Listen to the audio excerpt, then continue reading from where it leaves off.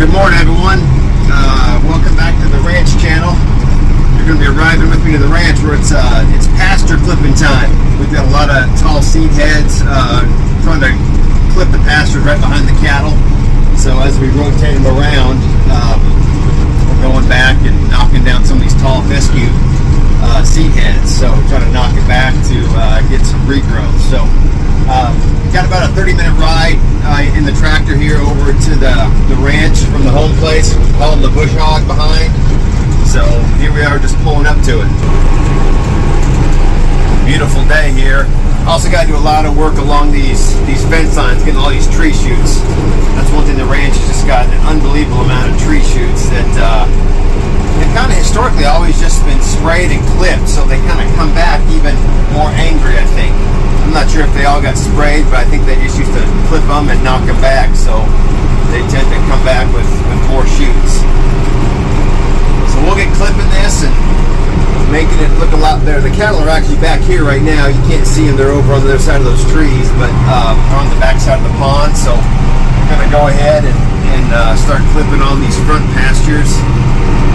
These tree shoots are really starting to get big. I think I'm going to have a helper this week that will go around manually and clip them and then paint the stumps with some Tordon, so we'll get rid of them. Won't just clip them and make them come back, so we'll get rid of it for good. So gonna be a busy day.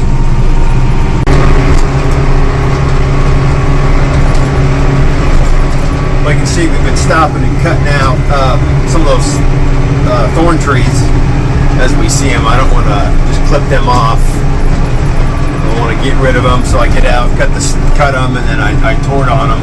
So one thing that takes a long time is we got just tons of shoots out here, and I know most people probably just shoot over all of them. I'm kind of trying to mow around them, and then that way it'll force me to come back, clip them, and then get rid of them. Then I'll be able to mow everything else off. So I know it's going to look bad, just because you'll have stuff, you know, most will be mowed, but then you'll definitely be able to see where the stumps are up. But that's just my system that forces me to come back and knock those down. I know if I just mowed over all these shoots, I would never come back and get rid of them. So just part of trying to get rid of this stuff, as opposed to just covering it up. So we kind of got to swerve around a bunch of these big ones. I hate the idea of just whacking that off, and then it's going to come back and be even worse next year. So that other field across the driveway, we got that done in about an hour. So that's a smaller field. So making good progress and knocking it back. You know, getting into agriculture, I never realized how much of an asset, you know, some of this equipment is. It's unbelievable what you can do with the tractor and the bush hog, and just, you know, tools make the job, that's for sure. You don't absolutely need to have this stuff, but it sure does help. It sure does help. All right, just wrapped up clearing this front pasture and over across the driveway as well. You can probably see in the back, like I was talking about, all those shoots are still stepping up or sitting up.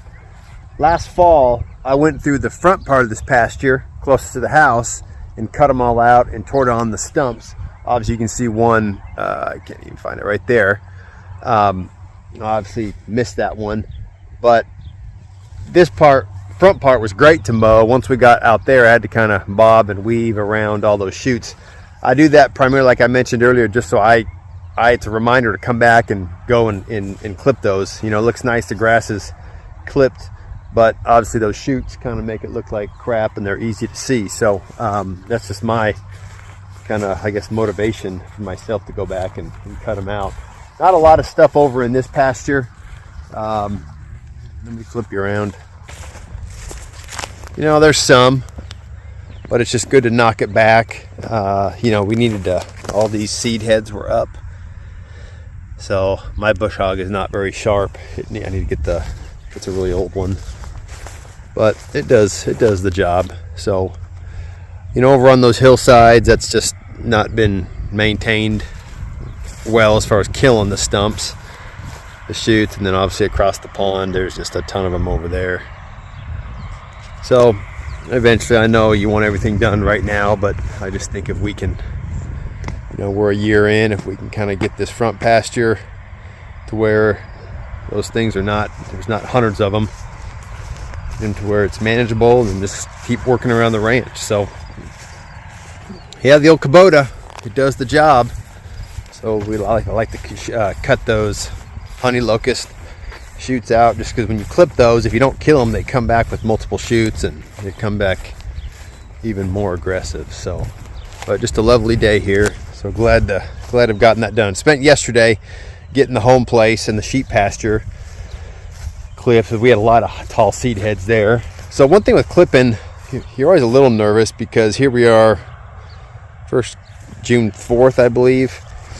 You know, I'd clipped it pretty high, so there's still good grass here. You always wonder if, you know, if you don't get rain, you're kind of shooting yourself in the foot with this not gonna be able to grow back. But I don't want to get some of these seed heads to get too over mature, and the cattle will never graze it. So beautiful day. It looks good mowed. Love it. Back over here at the ranch later in the day. I'm over here wrangling this calf. See how the herd's on the back side of the barn, or the pond here? This little bull calf, number 30's calf, he just tends to always wander off. So he got under the electric fence and then ventured across the runoff here, which just comes off from the golf course. So he was over here whining for his mama. So luckily he's not too wild, so I've been able to walk him over here. Just makes me wonder though, why he just decides to wander so far away. He's definitely a wanderer. So that wire right there is not hot, so I think he just wandered underneath it. But it makes me wonder how long he's been across, because he's drinking water. So hey, come on, let's go. So we'll need to try to get him to venture across the creek in a shallow area. There's a real shallow area up here, but yeah, it just gets sloppy wet down here. I don't let the cattle down here except when it's dry, because water starts running real heavy through here. So hopefully he'll get across and walk underneath. You know, guys like him, they wander. Come on, let's go. They wander. It kind of freaks you out if you're not around him.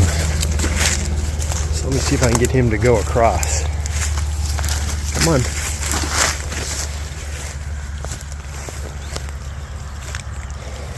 Alright folks, I might need to manhandle him, so unfortunately I need to take this off my camera, because I'm not sure if he's going to go across on his own.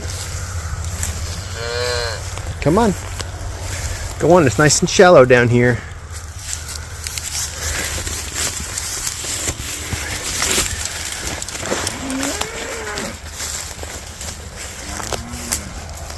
Alright guys, I'm going to put this on pause, and then I'm going to grab him with both hands. Alright, I just grabbed him and shoved him across in a shallow spot. And now I just need him to go over that hot wire, and there he is. Back with mama. Yeah, he's alarming to me, because he's one that will just wander off, or the whole herd will be right here, and he'll be way halfway over the pasture just laying down. So he tends to go do his thing, and obviously you saw him drinking in the muddy water, so I think he's been over there for a few hours. Obviously he got back and he was wanting to suck. So glad I stopped in here. I was like stopping in and getting a count on these calves, make sure there's no issues. So I'm glad she started calling for him. I wish she didn't let him roam as much, but that's just how they operate. Seems like it's always something. At least that wasn't awful. I wish I could have filmed pushing him across, but I needed both my hands. All right, back over here at the home place. You see I got my hands. Haven't showed you the bottle calves in a little while. Also, just got done clipping this pasture yesterday. Like I started the video, I clipped the pasture at the ranch. This is back at the home place, and I got this pasture clipped so we can get some of these seed heads knocked down. So let me flip you around here and show you the bottle calves and everybody.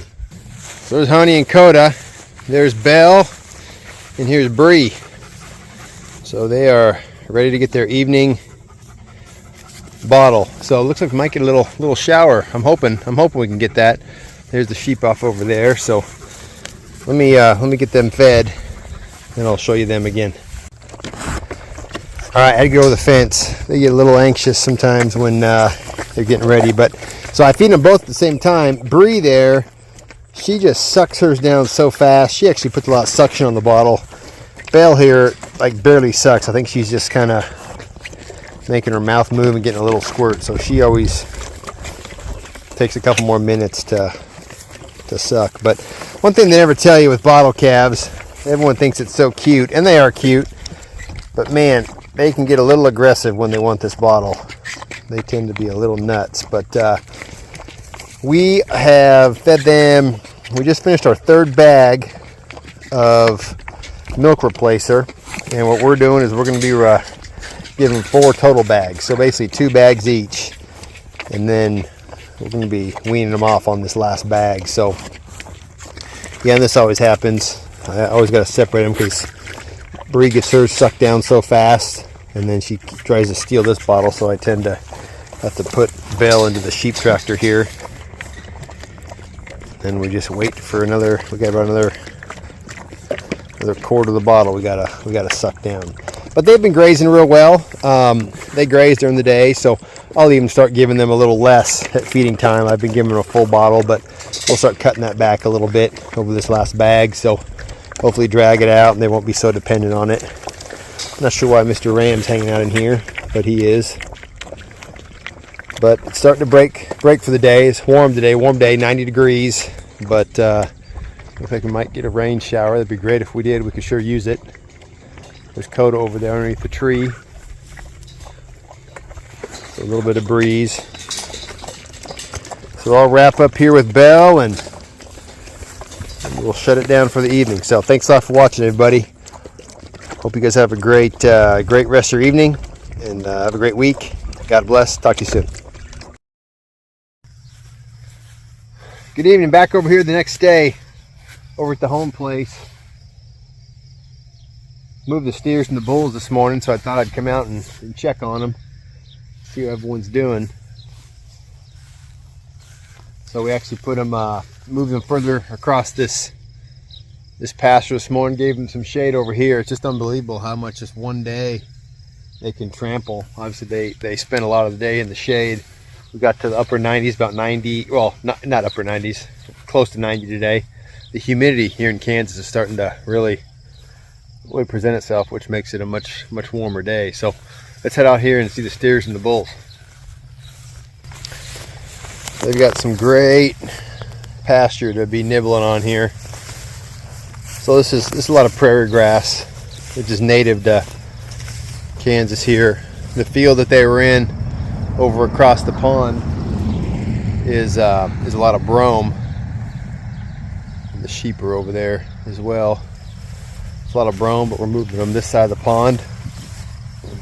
So we've got a bunch of nice wildflowers. And then here in a day or so, we'll head down into that meadow. So, be a good pasture for them. You can see here they're just taking some nice bites off the top. Obviously, only having the bulls, Comanche and Diablo, and 7 steers. We've got too much grass, but we'll be splitting the herds up here in 2-3 weeks to breed. Here on the dirt road, they get a lot of dust. People fly by. You can probably see it on the camera, all the dust up there.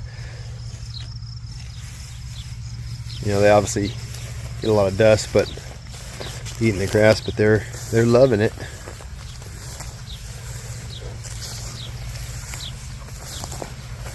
So I pointed out, I think I posted this on a video. This steer right here, we turned him into a steer several months ago. He's right at a year old. Pretty short, but he's fat. I think he's gonna end up finishing off real nice. And here's 634. So if you, it's okay, you don't need to get nervous. So if you've been following the channel, 634 was his mother. We'd actually lost his mom a few weeks back. But look how fat he is. He's gonna, these shorter South Poles tend to get real fat, and I think they'll finish off real well. But just look at the gut on him. I don't love it that he hasn't slicked off real well on his body, but he is just a yearling, so sometimes they don't slick off great their first year. Number 60 there, that's known as calf. This guy's a pretty animal. He's a real pretty animal. There's 707, he's a steer. And there's Diablo. Diablo is way slick compared to that steer. Okay, so Comanche here, this is our bull. Well, that's Pepe on the left. So Comanche's our bull. Look how much bigger. He's a year old compared to those two steers I just showed. Comanche is just way bigger, slicker. I think just better genetics. And that's why he's still a bull. The other two are not bulls. So we'll be turning Comanche loose and Diablo for breeding here in about 2 or 3 weeks.